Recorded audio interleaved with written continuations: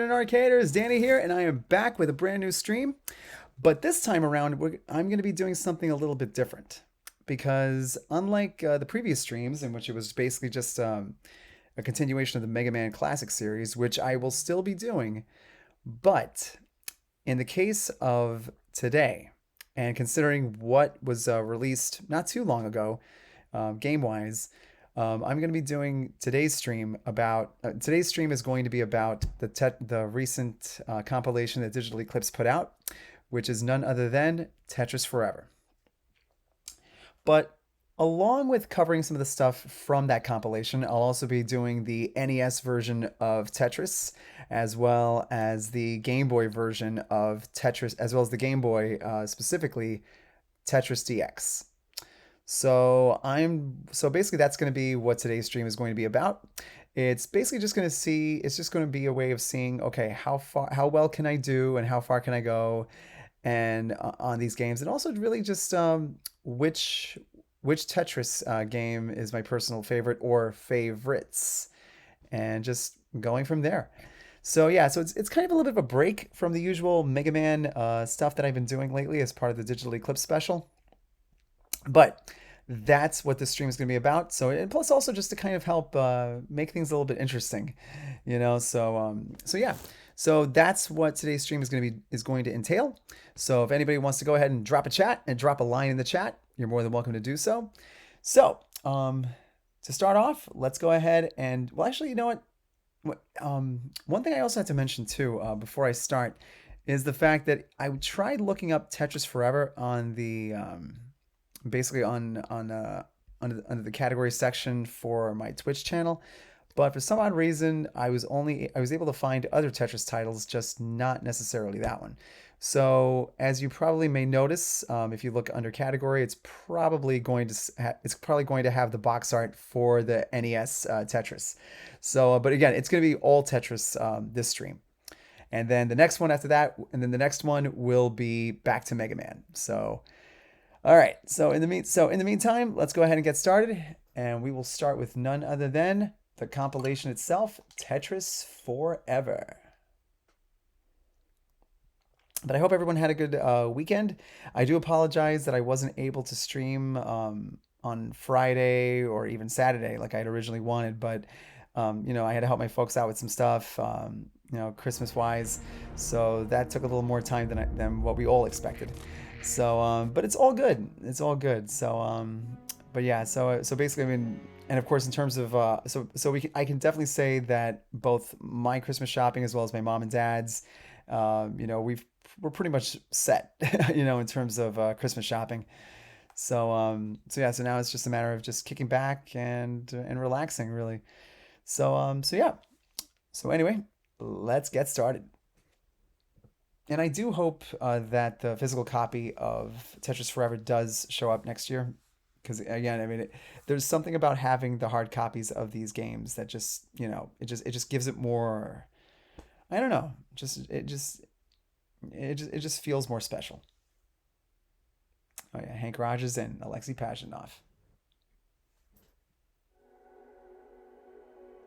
Let me see. Let me just check the volume on my headset. Okay, good. All right. All right, setting is exactly where it should be. Let's go ahead.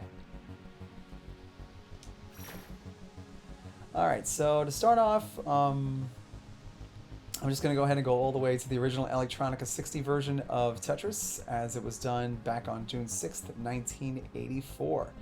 Now, the one game I'm not going to do is basically this one, because I actually did try my hand at it.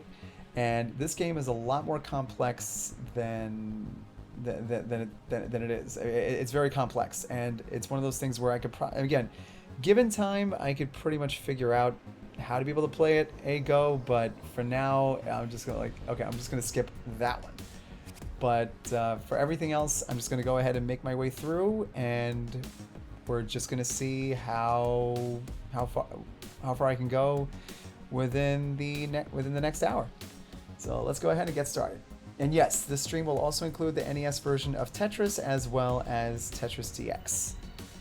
Maybe even the original Game Boy version, because actually it was that one was my second exposure to Tetris, with the NES version being the first.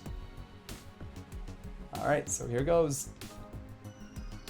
A detailed recreation of the original version of Tetris, created by Alexei Pajitnov for the Electronica 60 computer at the Moscow Academy of Sciences.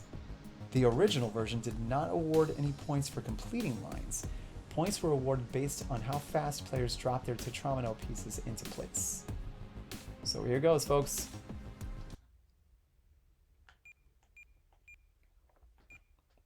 Huh. And of course, it does give you the option of picking many different things. For example, 1984, you can pick the 1984 monochrome green, then the 1985 monochrome green, as well as the 1984 monochrome white or monochrome white in 1985. So I'm going to go ahead and just try this one. Oh boy. Yikes.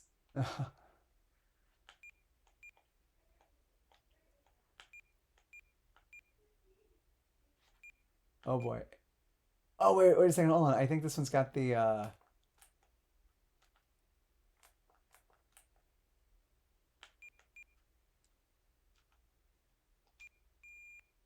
Okay.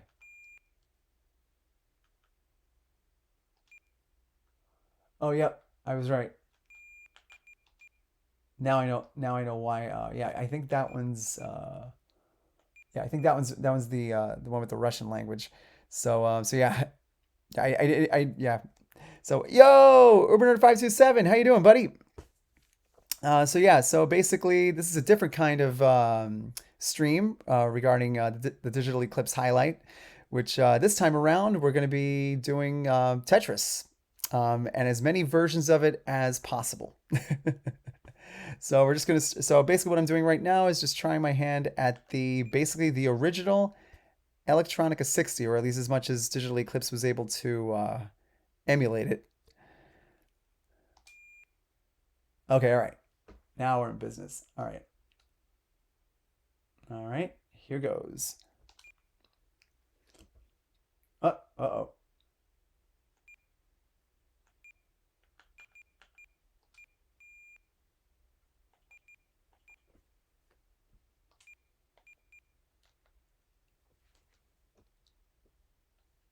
Okay, so move left, move right, hard drop, rotate. Okay.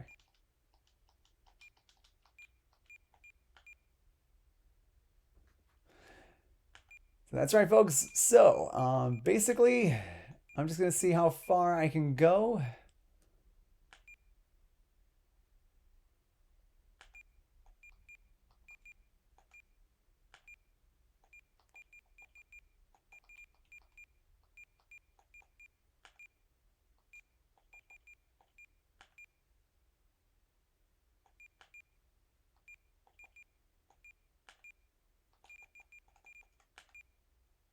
Oh, here we go.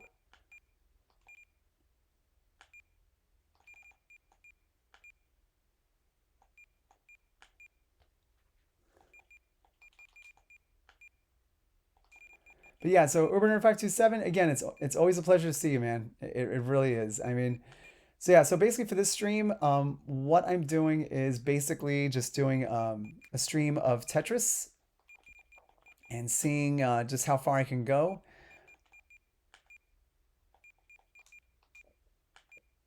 And I do have to confess, the first time I actually played this version of Tetris, I didn't have the slightest idea what I was doing. I was pretty much just like, okay, how does this work again? Because again, the controls weren't exactly as refined or as they would eventually become. Um, uh-oh. Goofed on that one. But let's see. All right. Uh-huh.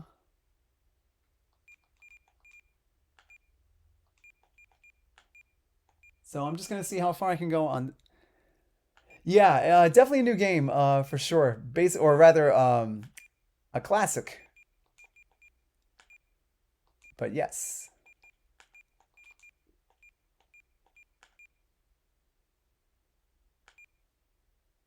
Alrighty then.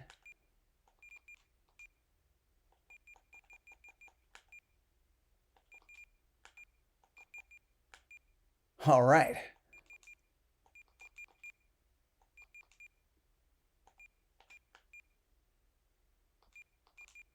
Oh man, I could have probably could have. Okay, this could be a problem. Maybe.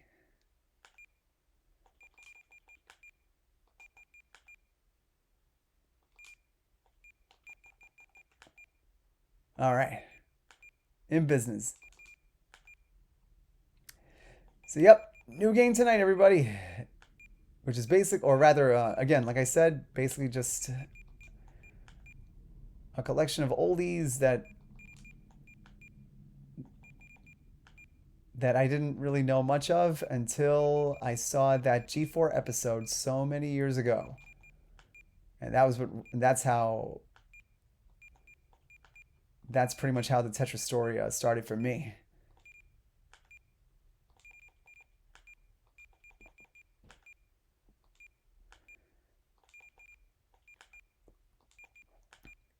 I have to admit, the game the the game that actually really got me going in regards to like puzzles like this was not. I mean, yeah, Tetris was the first, but it wasn't until I played Dr. Mario that's when I really started getting into these kinds of games.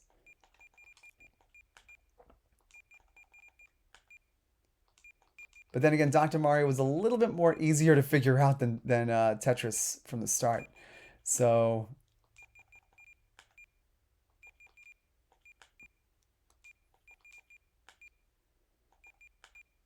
okay.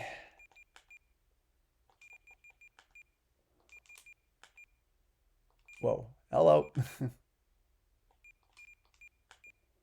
Yeah, as you probably can guess, there's not really much in terms of music or anything like that. But I'm just gonna see how well I can do on this thing.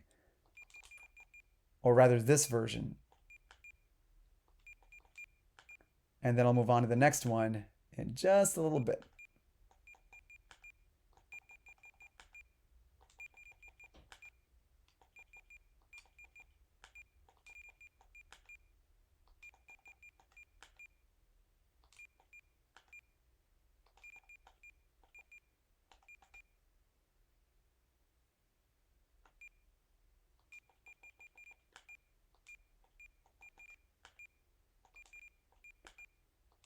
Okay, let's see here. Uh-huh. Ah, just the one.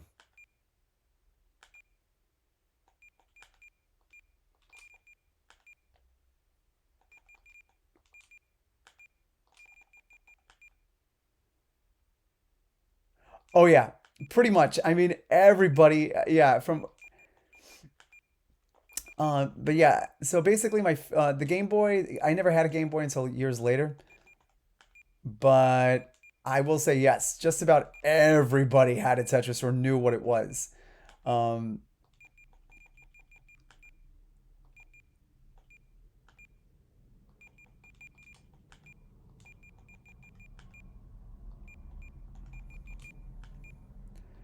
but what I really found very interesting about the story of Tetris is just the political intrigue, the sort of like spy esque.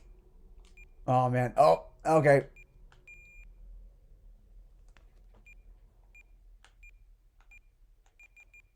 Oh, okay.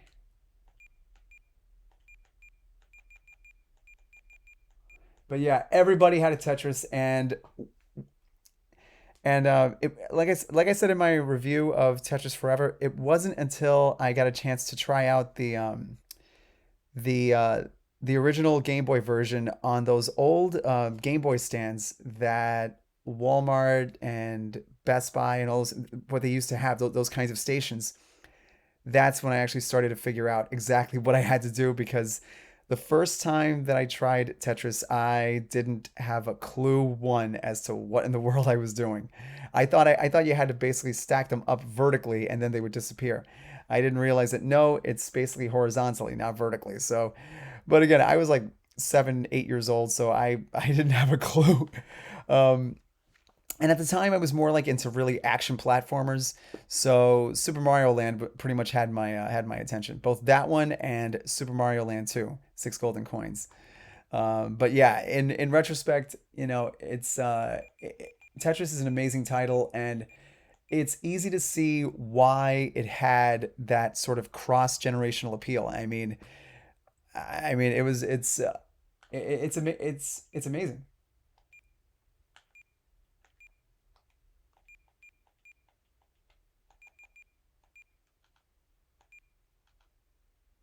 Let's see if I can just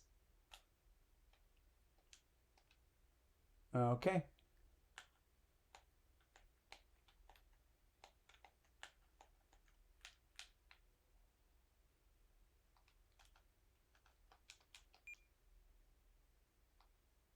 Okay. All right. Well, that one was pretty good. So let's try yes. Oh, wait. Yes. But yeah. But yeah, pretty much again, Game Boy was definitely Game Boy would not have been Game Boy without Tetris for sure. And it's basically, credit to Hank Rogers, because he was the one who really pressed Minato Arakawa and Howard Lincoln, the two former heads of Nintendo of America, to be like, no, if you really want Game Boy to have cross generational appeal, um, you know, package it with Tetris. I mean, yeah, I mean, yeah, putting Mario on the Game Boy will definitely move systems, but Tetris will do even more. And again, Hank Rogers was right. It was definitely I mean, Game Boy definitely hit a much bigger audience than and not just the target audience, but so much more because of the fact that it was packed in with it. And oh yeah, Tetris DS for the Nintendo DS was definitely that one was really special. I mean, I am so to this day I still have it with me and my 3DS to this day, and that game is just it's been a while since I last played it, but it is definitely just it's just it takes the best of the old NES. And again, it takes the best parts of Tetris and gives it, while at the same token giving it that sort of 8-bit NES, or pretty much putting Mario and Link and Zelda and all of them into, and sort of like having them as sort of like the backdrop for Tetris really worked. And while I wasn't able to get it when it first came out, I'm glad that I was able to get a used copy, which still works even to this day. So. But yeah, Tetris DS is definitely awesome. And again, to all arcaders out there, if you get a chance to see, if you can spot my article on Tetris DS, I highly recommend it. It's really it's fun to it's fun to read about. And again, I'm really glad to have gotten it. And again, I hope it gets. I hope we're able to see Tetris DS come back again in some way. All right, so we're good with that one. So this one's the Academy Soft. So let's see how that one goes. And of course, obviously, as it says, it's a largely completed version of the original Tetris for the MS-DOS operating system, ported from Alexei Pajanov's Pascal code by Vadim Gerasimov. This version of the game, which added color graphics, was widely shared via floppy disks, but it was never officially sold in stores. Oh yeah, that's right. And I think that Mr. Pajanov had actually mentioned that, where basically they were just, at the time, they would just hand them over on floppy disks. And I still remember those floppy disks. My gosh, very big floppy things, and they were, yeah. I mean, I still remember playing the original Oregon Trail and Number Munchers on via those floppy disks, and I don't regret it, man, because again, that was the way it was done back in the day. And then later they would put out those more smaller plastic discs. So let's see about this one. Okay, all right, Academy Soft.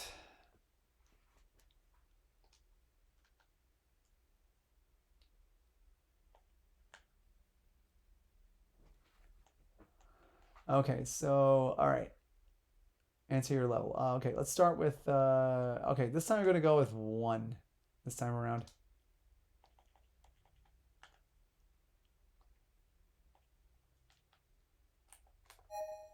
Okay, so how do the controls work again? Okay, so yeah, hard drop, press down, left to go left, right to go right. Rotate, use the B button.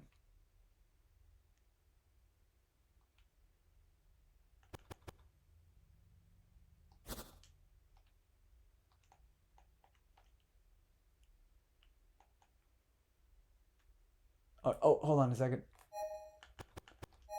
How do I show the next piece? Okay, got it. There we go. Awesome. All right.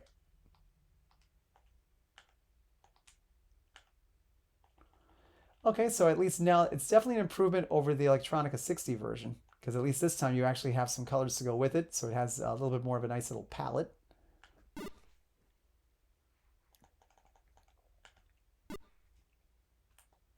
Oh, let's see. What have you got? Technically, oh wow. Oh, so your first game system was a Commodore 64.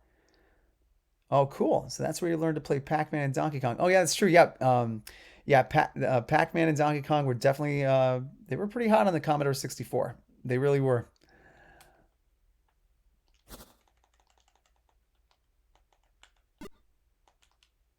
No, finally got some sound effects going.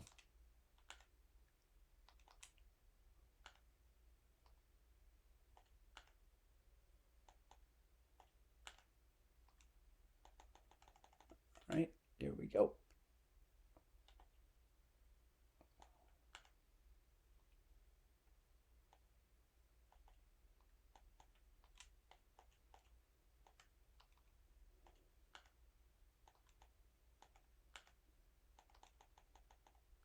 All right.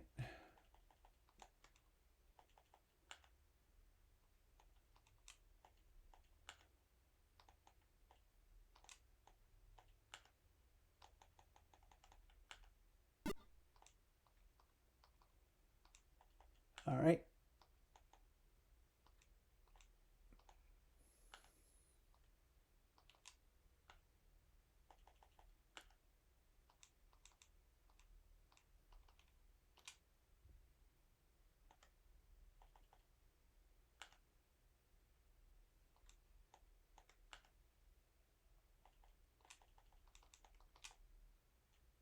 Oh man. Ooh. Ouch. Okay.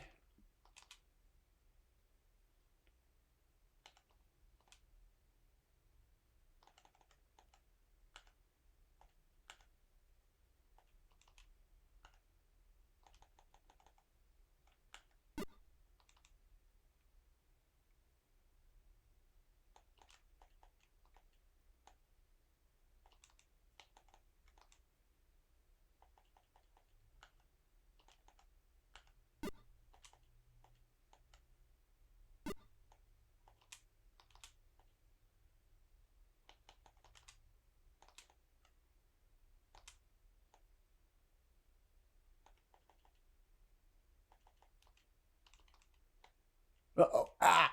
Oh man. Whoops. Oh man. Okay. All right.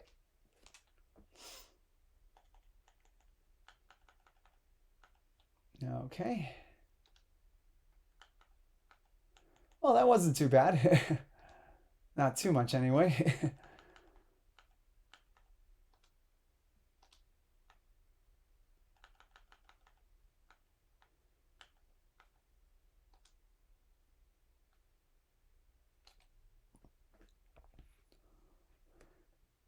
Once more.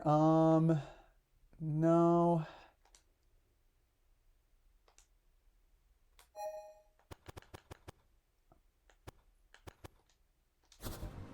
All right. So, so in terms of what else I'm playing off stream, I actually got a chance to try out the Ace Combat 7 for my Switch. So I was able to try that one, and yeah, definitely. Now again, I because it's been a long time since I tried any kind of like flight simulating video game, I put it on easy mode, but it is definitely a fun game. So yeah, Ace Combat 7 is really good. You definitely get a feel for what it means to really fly inside a fighter jet. And again, I haven't been. The last time I did that was actually on my on an old Macintosh Performa CD or computer, in which it's simply called Microsoft Flight Simulator. So yeah, well, that, and of course also Afterburner Climax on that old arcade machine back during the Disney Quest days. So yeah, so basically Ace Combat 7, and I've also been let's see, what was the other thing that I tried out? Let me see, because I know there was another one. Let me see. So yeah, so there's that. Oh, I've also along with Bubble Bobble, Donkey Kong, and Donkey Kong Jr., I also have been playing Vector Man 1, as well as the original Toe Jam and Earl and Toe Jam and Earl 2, Panic on Funkatron. So those games have been pretty good. And speaking of, and to add on to the puzzle games, along with what I'm doing right now on Tetris, I also have been playing Dr. Robotnik's Mean Bean Machine. And I've made it through the first challenge against the robot called Arms. But when it comes to the second robot, that guy's one tough cookie. So it's like, you think you beat the first robot, and you think, oh, okay, this should be a piece of cake. No, Arms was just basically the practice round. All the rest of Dr. Robotnik's robots that you face off against in that game, they're a lot more difficult to beat, and I still haven't gotten past the second robot. So basically, Dr. Robotnik's Mean Bean Machine, Vector Man, Toe Jam and Earl 1, and Toe Jam and Earl 2, Flicky, which is another good Sega Genesis title. And of course, I just recently bought the hard copy of Streets of Rage 4. Now, I've had the digital version for a long time, but I decided to go ahead and track down the hard copy, and it just so happens that there was one. I was able to find it, and I just recently got it. So it's just a matter of trying to make my way through the training sessions. I mean, granted, I don't have to do the training sessions, but I like doing them. So for me, it's really been those things. Oh, and of course, Marvel vs. Capcom, the Fighting Collection. Love that. As well as Donkey Kong 3. So shout out to Stanley the Bugman, because he is a very underrated video game character. So, and I'm not just saying that just because Godfather Ray is a fan of the character, And again, I mean, our arcade Godfather Ray, again, he's a big fan of Stanley the Bugman, and yeah, it would have been nice to see the character appear more prevalently in future Nintendo games, but hey, I'll take what I can get in terms of appearances from that character. But really it's been those: Vector Man, Toe Jam and Earl 1, Streets of Rage 4, Bubble Bobble, Donkey Kong and Donkey Kong Jr., and Donkey Kong 3, Marvel vs. Capcom, and of course, Nintendo World Championships, NES Edition. So yeah, it's been mostly the classics for the most part. And that also reminds me that I've got so many games that I want to sit down and try out. And I have to admit, I still have yet to sit down and try this game out. But again, that is on my to-do list. So yeah, I mean, it's really been a blast. It really, really has been. So let's continue. All right, so like I said, I tried this game before. It's it's going to take a little bit more practice on that one. So okay, so now we're getting more into some of the stuff that Spectrum Holobyte did. And again, credit to that G4 episode of Icons, as well as the Tetris segment that Gaming Historian did on his YouTube channel. Because again, were it not for those two things, I wouldn't know who in the world Spectrum Holobyte was. So let's try this one on for size. So, Tetris was first introduced to the United States with this version of the game from Spectrum Holobyte. As in Alexei Pajitnov's original version, points are awarded for dropping Tetramino pieces more quickly. Not for line clears. The game speed gradually increases as more lines are cleared. So basically, I have to admit I do like the look of the game and especially the box art. I mean, Phil Adam and Gilman Louie definitely did the right thing in terms of giving the box art for this version of the game. They did the right thing because it definitely I think it definitely added to the audience's imagination of what to expect. And I think if you look at this specific screen long enough, you might see a plane buzz by. I think.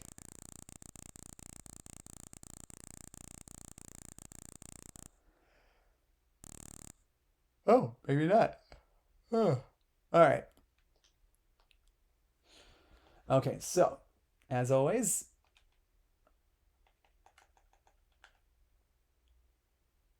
all right.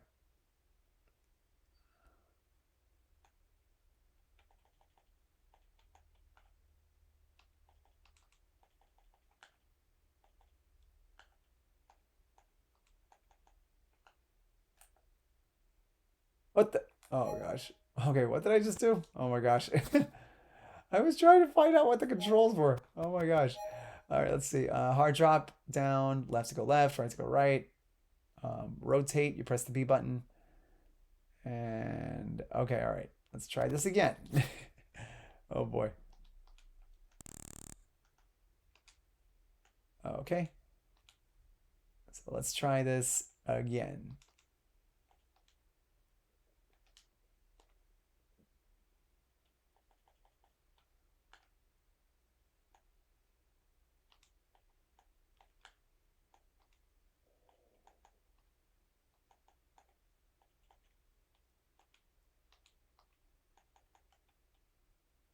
Okay, so awesome.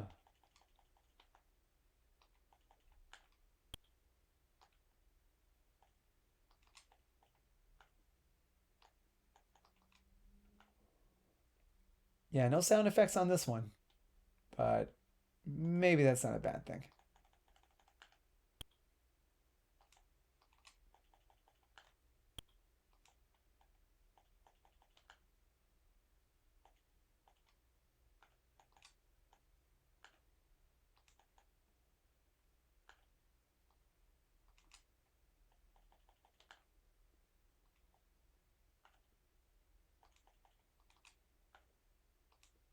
Oh man, I probably could have.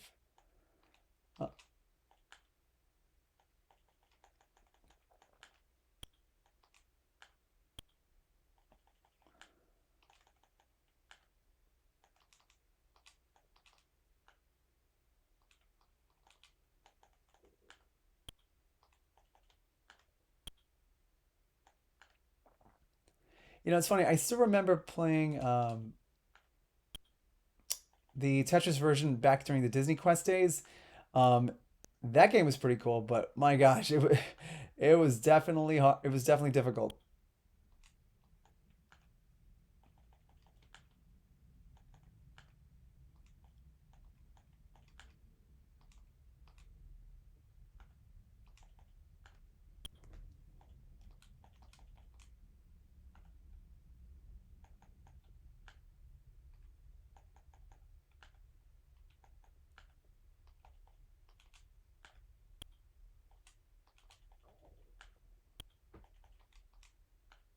Okay. And so, for anyone who just stumbled onto this stream, it is basically me doing a continuation of the digital Eclipse special, but only this time, instead of going the Mega Man route, I'm actually taking a break from that for this stream and doing basically a stream of Tetris Forever.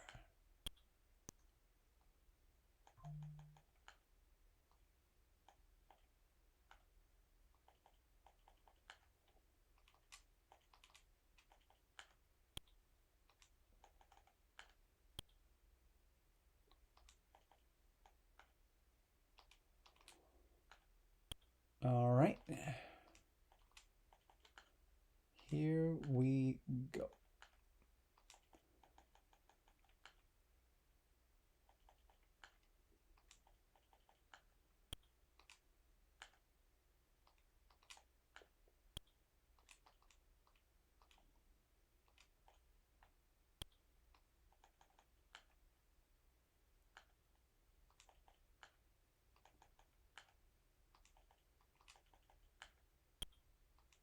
Hello, hello. All right. Okay, well, I gotta say, the version that Spectrum Holobyte did, it's not too bad. Though it could definitely use, a few things like, maybe some music, maybe a few little sound effects here and there. But aside from that, it's not, again, it's pretty good.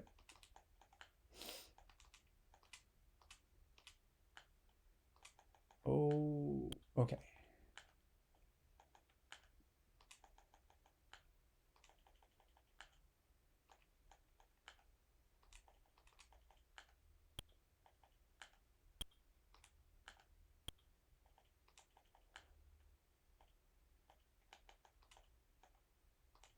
All right, and I think I'll just go ahead and, yep. Oof. Well,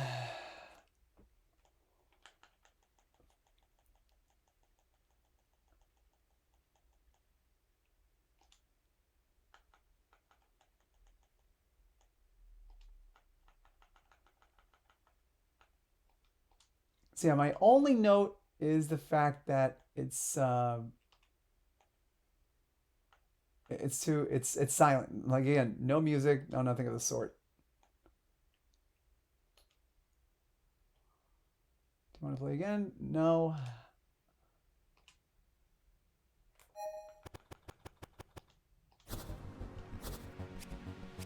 Okay, so now we're going into the Nintendo world, specifically the Famicom version. So,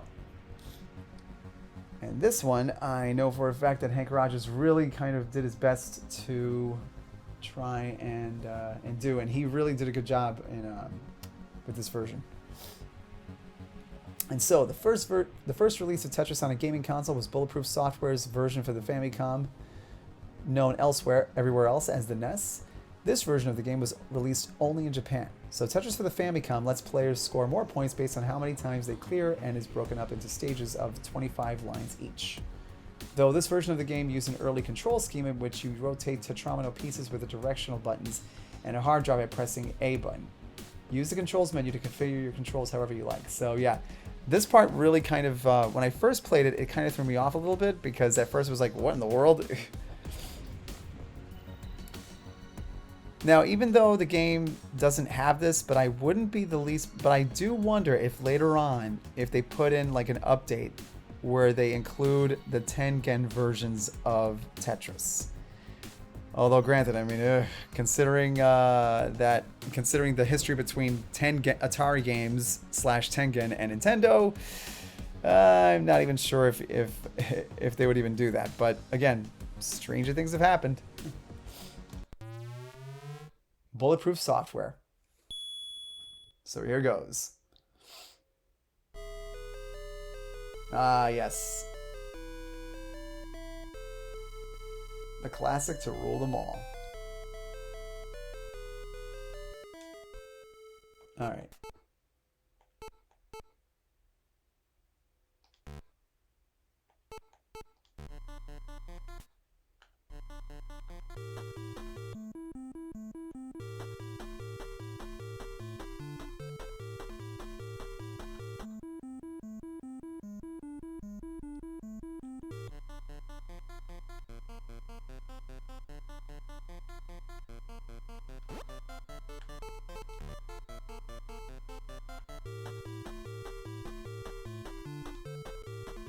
Here we go.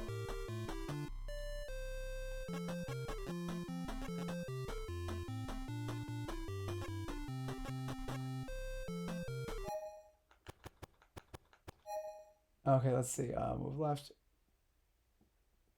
Okay, so basically it's hitting the down button, rotates it. A just hard drops it. Okay.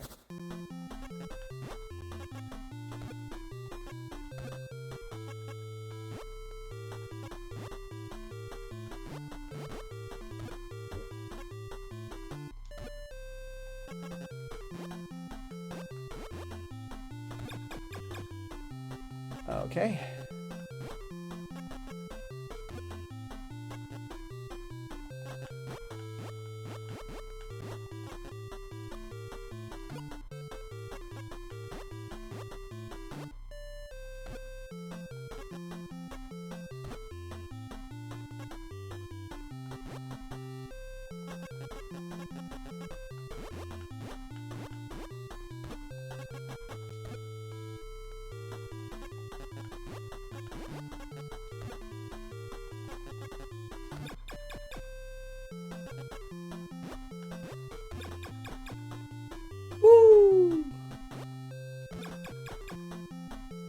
Okay, so at least I'm getting the hang of it now because, yeah. Yeah, because the last time I played this version, I didn't know which way was up.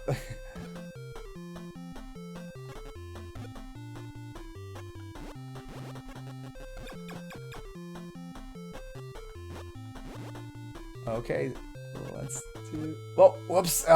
Again, like that.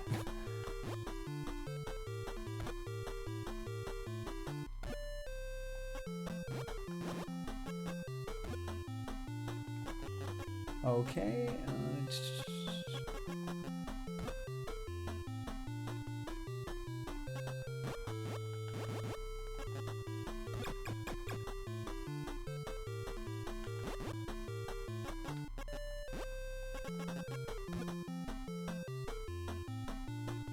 Okay, so let's see here. Let's wait for this thing to drop. All right, let's see.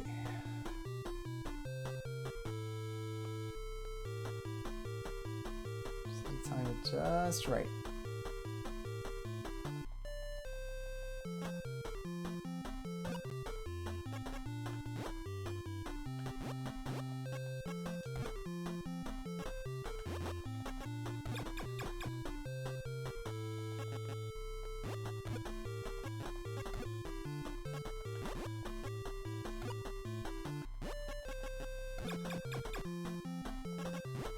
All right.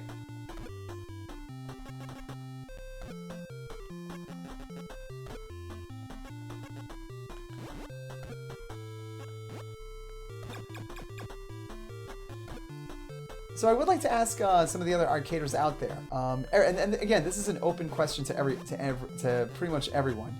What were your first memories of Tetris, and which game was it?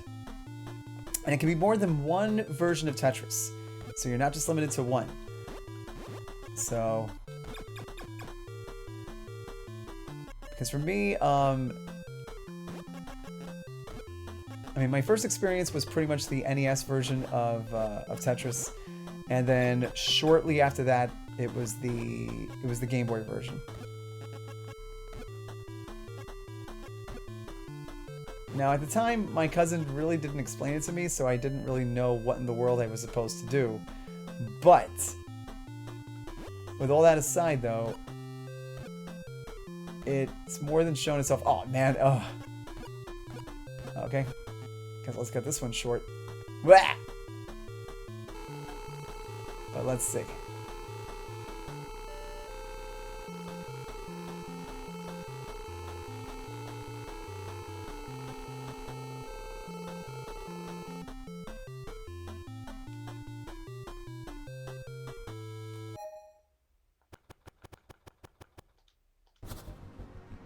All right. Okay, now Hatris is a very interesting game because that one was definitely like one of the first knockoffs of Tetris. But yet, interestingly enough, it was designed by Alexei Pajitnov and Vladimir Bohiko. Again, I do apologize if I'm butchering that name. I do apologize. But yeah, with this one, what Pajitnov and Bohiko were doing was that they challenged players to create stacks of identical hats, which fall from the top of the screen in pairs. And so the one I'm looking at right now is basically the first version of the game originally released for the Famicom system in Japan. A US version would not be released until 2 years later. So.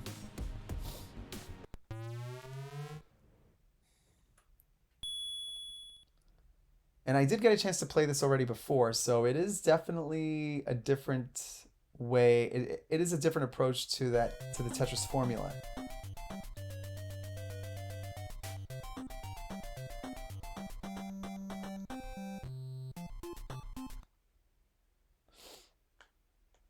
Okay.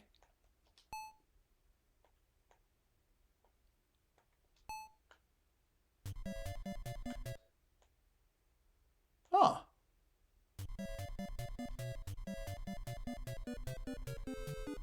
And you know, come to think of it, I'm starting to see where the video game Yoshi may have gotten its inspiration from.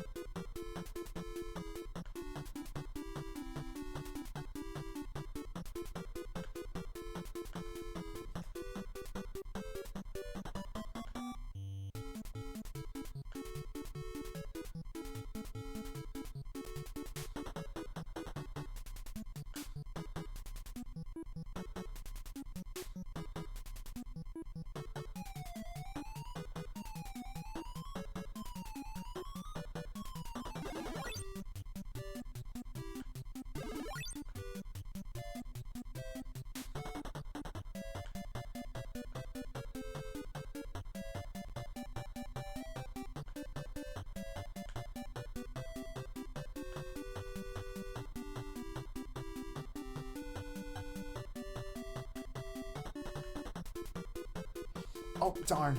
Oh, I forgot that. Oh, yeah.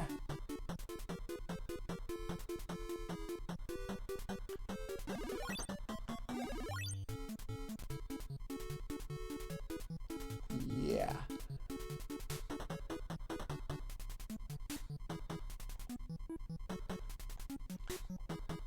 So that's basically the whole point of it.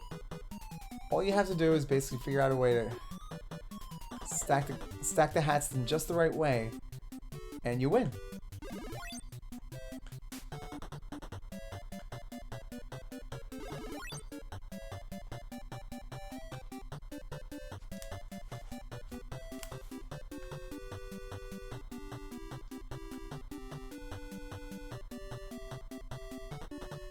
I mean, it's a pretty interesting knockoff. And the fact that it was created by none other than Pajanoff himself really gives credence that, yeah.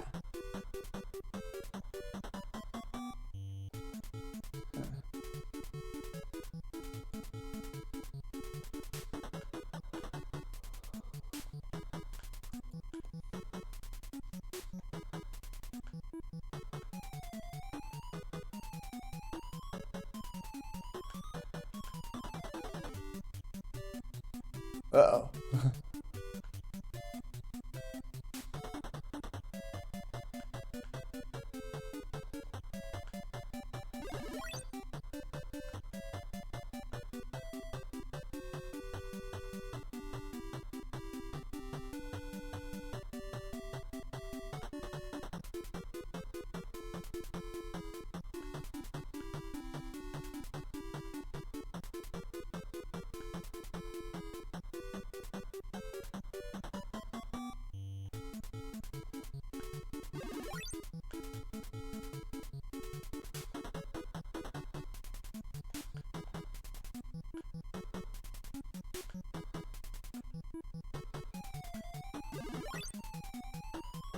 Uh-oh. Oh, darn. Ugh.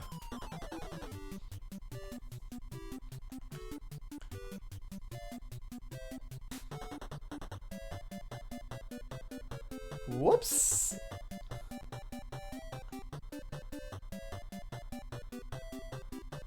Okay.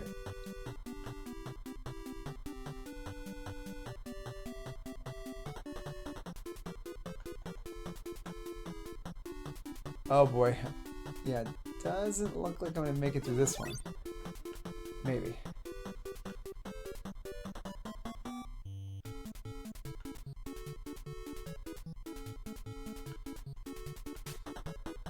Yep. Alright. Ooh, ouch. That hurt. Ooh.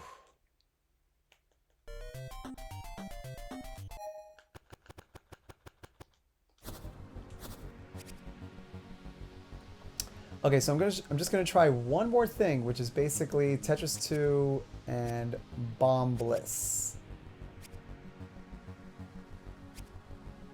Oh wow, does this thing add? Okay. So and actually, you know what? Strike that. I take that back. If anything, I'll get back to that in a little bit. But I'm actually gonna go ahead and bookmark that one for the moment. Instead, what I'm gonna do is take care of. That's right, folks. Get ready to play with power because we are headed straight for the NES. And it is none other than...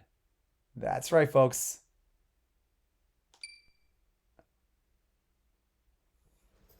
So here we go.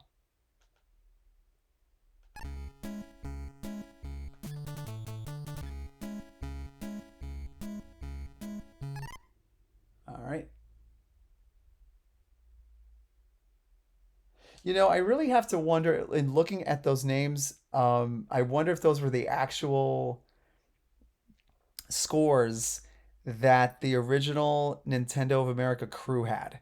You know, Howard, obviously Howard Lincoln, Lance Barr, the guy who designed the US versions of what would become the NES and the Super Nintendo.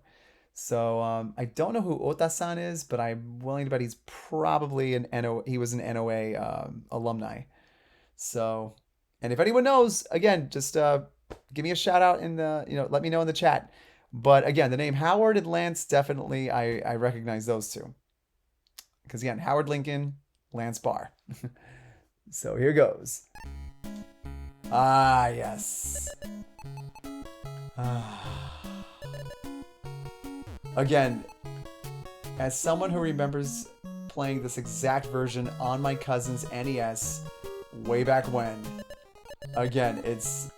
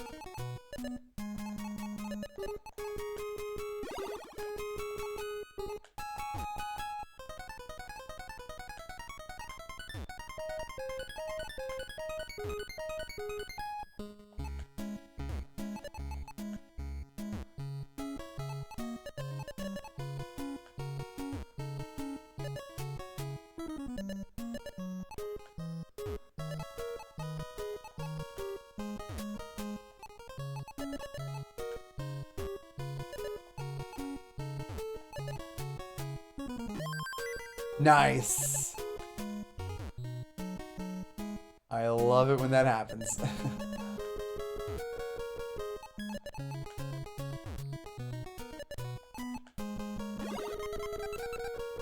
Alright, so now I'm in level 1, no longer level 0.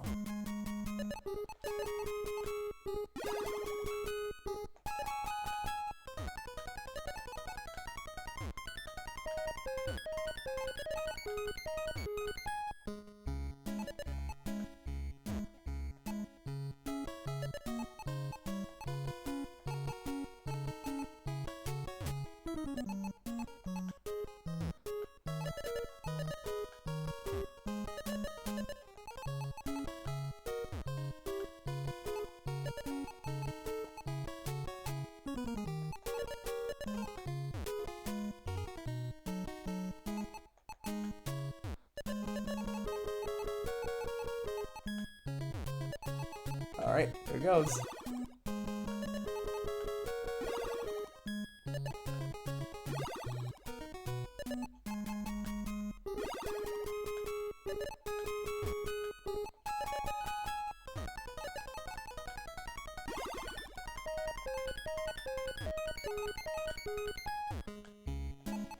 Again, it's amazing how when you actually realize how to be able, when you've learned how to be able to play this game, and as opposed to how you, compared to how you originally were able to, you realize, oh my gosh, yeah, I could.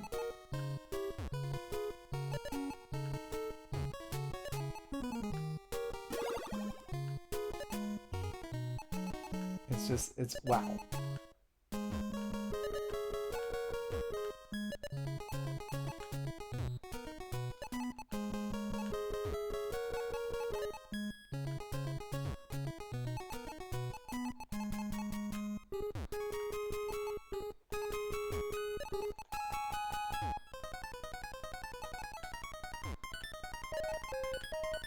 Alright.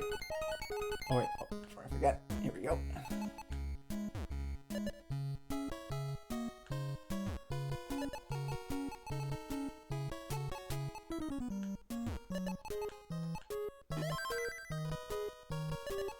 Nice.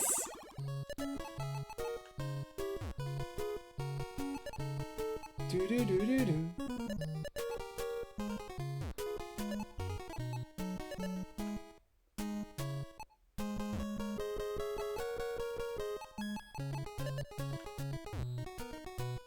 Oh, perfect. Yep, that's just the one I needed. Perfect.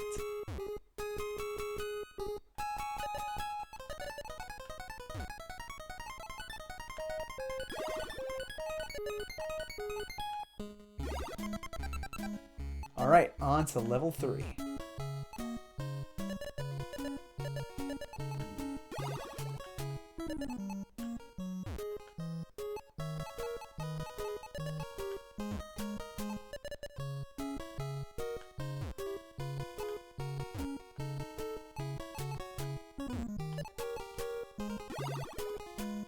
Nice. All right.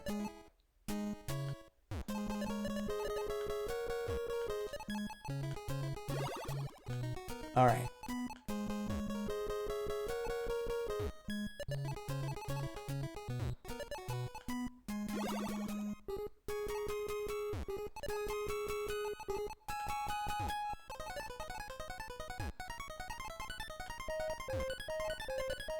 Late. All right.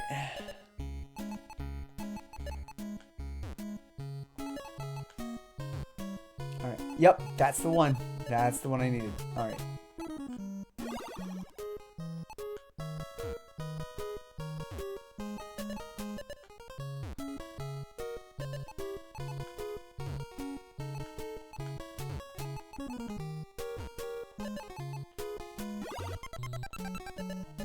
Whoa, made us to level 4.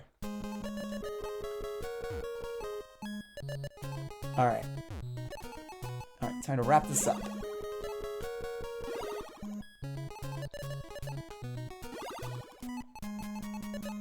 Here we go.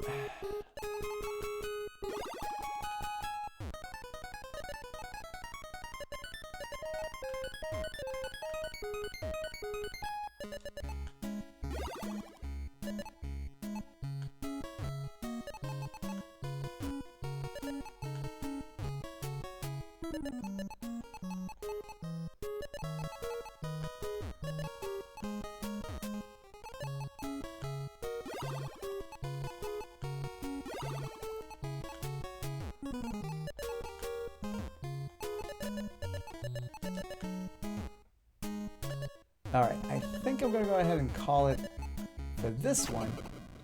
Ooh, yikes. But still, a lot of fun though. Ooh.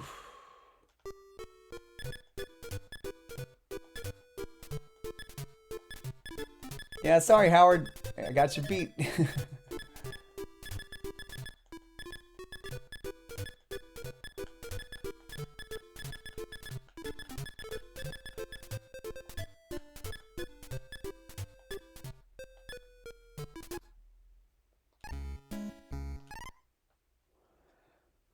Whew. Now that was something. All right, but I'm not done yet. So just before I head back to Tetris Forever, I am actually going to go ahead and try the Tetris DX version.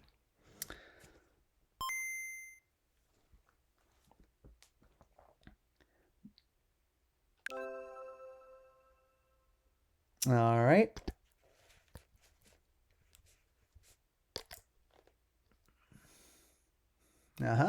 Let's see here.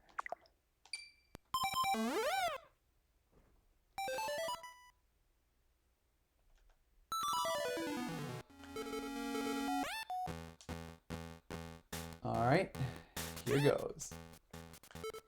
All right, okay, everyone. So let's go Ultra and see what this is. Let's see, which music should I use?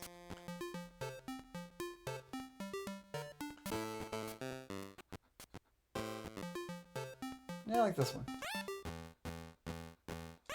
Start small, work my way up.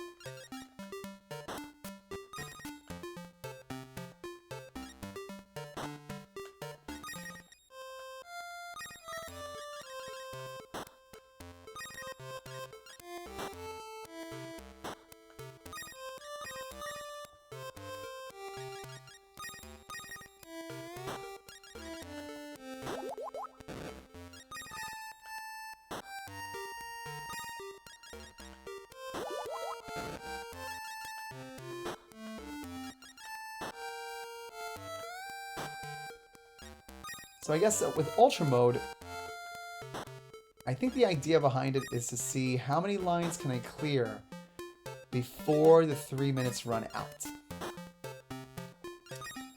So, okay, challenge accepted. But I do like the fact that even though it's in color, the blocks still have that same, they still have the same aesthetic to them that the original Game Boy version did, and I like that. It's...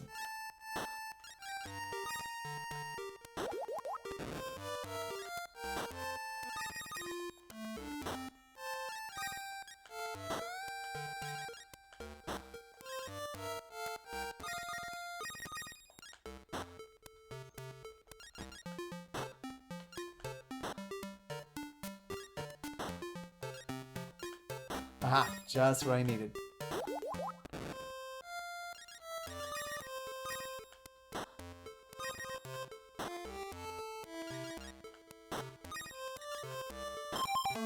Whoa! Nice.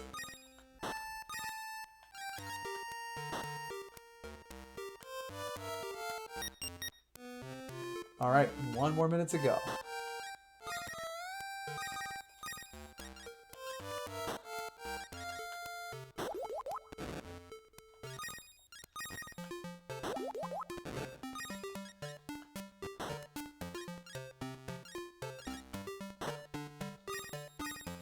Yay.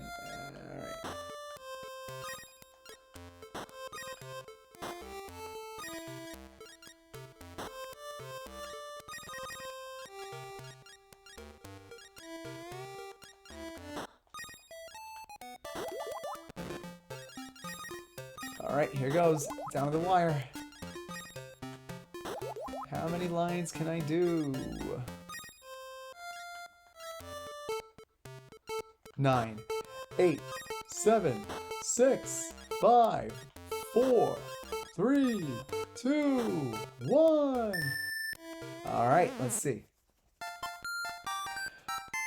Okay, not too bad. All right, 17 lines in under 3 minutes for a total of 2,500 points.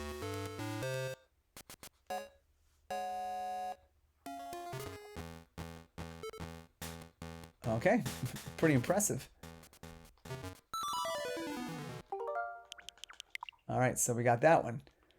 Okay, everyone, but the game's not over yet, because now we're going back to Tetris Forever, and this time we're going to try that one game that I had only heard about, and I did get a chance to play it once before. Actually, it was early today. Oh, no, the day before. And it was basically called Bombless. So that one's a very interesting. That one adds a different. It adds a different new dimension to the Tetris formula, because you still have to line them up, horizontally and all that jazz. But what I like about that one is that if you're able, again, as the title kind of implies, bombless. If you can line up the specific glowing circles just enough, you can take out not just one line, but several. So, so I'm really looking for. So, just gonna try this one more time and see.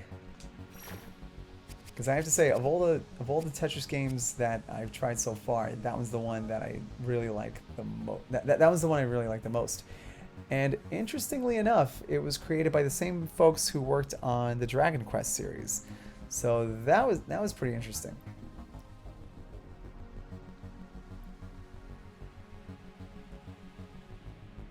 Yeah, so basically, as the description implies, as the description says, so along with including a refined version of the original Tetris game, it also adds the debut of Bombless, also known as Tetris Blast. Essentially, it's a Tetris variant in which players can actually clear lines by exploding bomb pieces. So, and having had the chance to play it already once before, I can tell you that, yeah, it definitely adds, it keeps true to the Tetris formula, but it adds a new little wrinkle to it that really sets this game apart. Bulletproof software.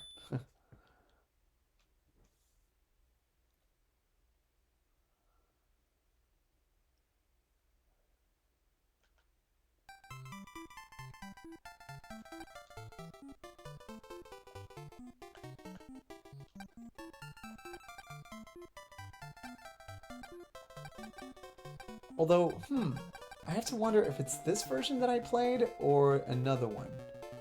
Because I know for a fact that I made a... oh, what the heck. Alright, so let's see here. Alright, so I already tried contest. Let's try puzzle. Alright, so here we go.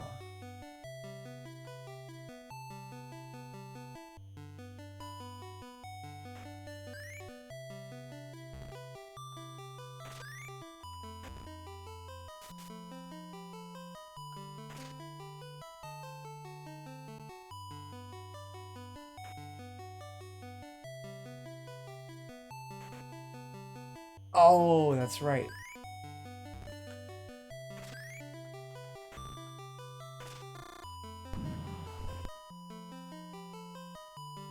Huh. Weird. Yeah, okay. I thought it was supposed... Hmm. Huh. Interesting. Although, let me see. Hold on. Maybe... Okay, you know what? Okay, I'll try the contest version. Because that is the one that I actually tried. Oh, yep, yep. This is the one.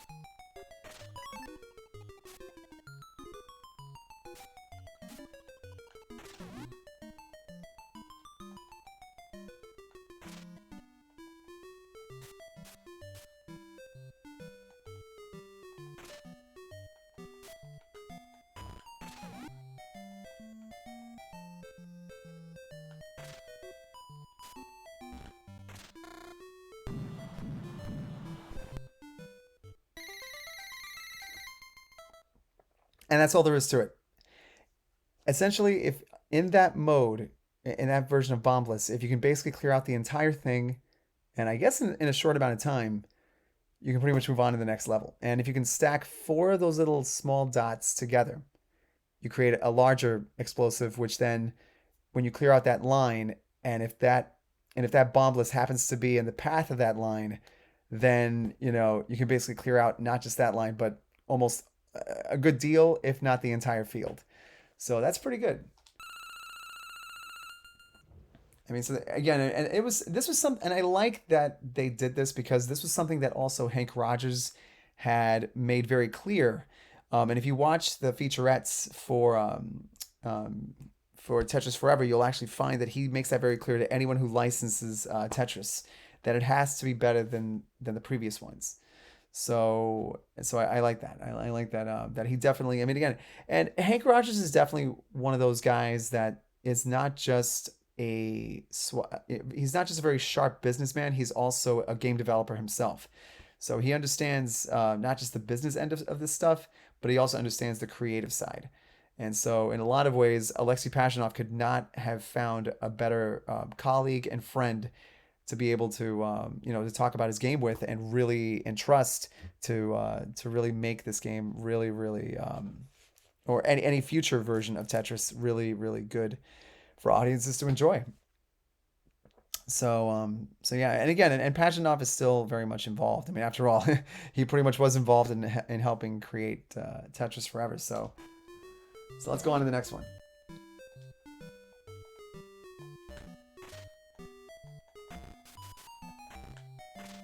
Yeah. All right.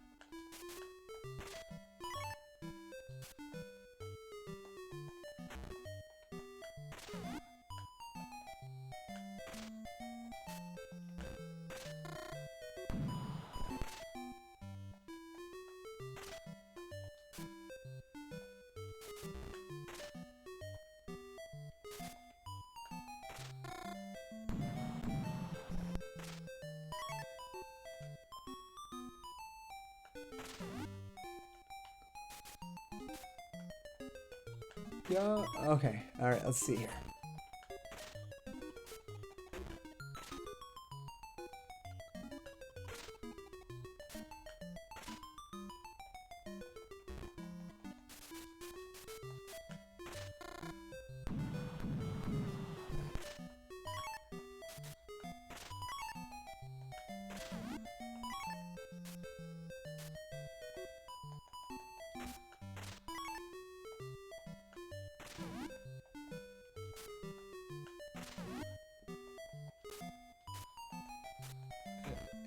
All right.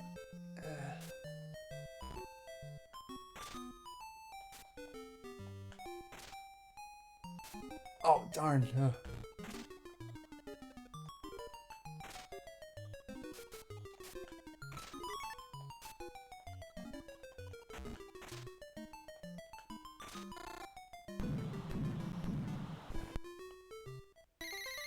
All right.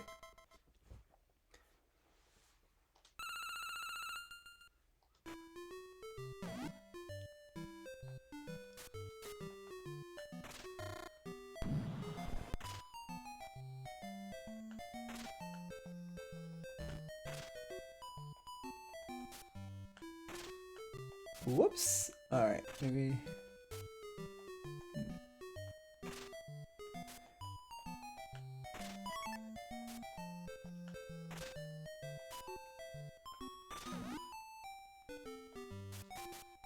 Okay. Huh. But I think out of all the Tetris sequels, I'm gonna have to say that pretty much this one is probably this one along with Doctor, or at least I guess of the Tetris sequels, this one is probably the one that really gets my attention the most, mainly because of how they do it.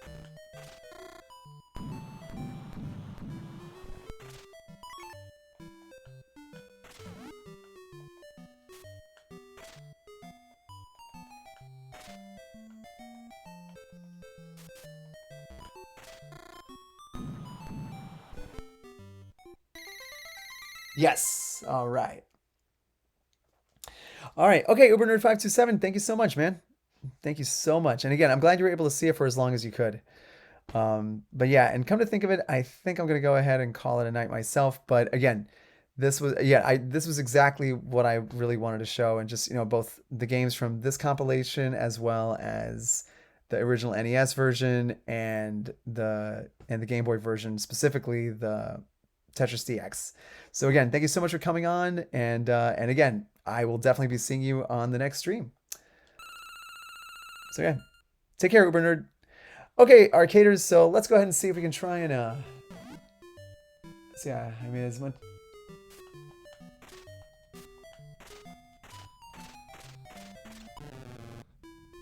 Try again. No, not this time.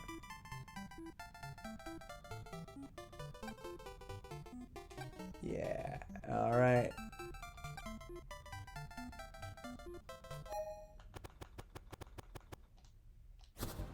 Alrighty then.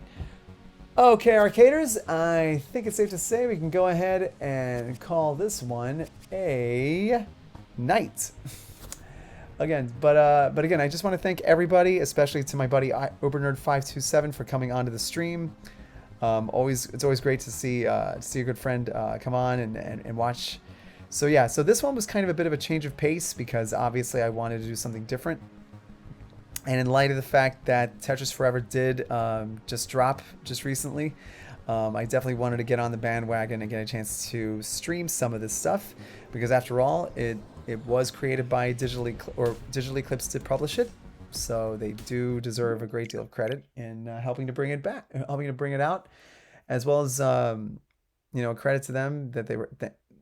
Thank God they were able to put together a really good compilation, as they've done with their previous compilations. They don't do things by halves, and I like that. So so that concludes tonight's stream of Tetris Forever as well and Associates. Specifically things like the Tetris DX for the Game Boy, and the original NES version of Tetris. Again, all of which are classics in more ways than one.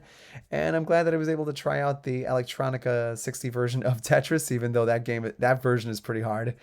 And of course, especially Tetris 2 and Bombless, which is probably the most unique Tetris sequel. And of course, in terms of as well as for the knockoff itself, Hatris, that one's pretty cool. But I have to say, yeah. So again, I'm glad that I was able to get a chance to not just play this, but be able to stream it to everybody else out there. And yeah, so stay tuned, arcaders, because the next stream we're gonna be heading back into the world of the Blue Bomber, Mega Man himself. So I hope to see you guys then. But until that day, keep playing like it's 1981, and I'll see you all next time. Later.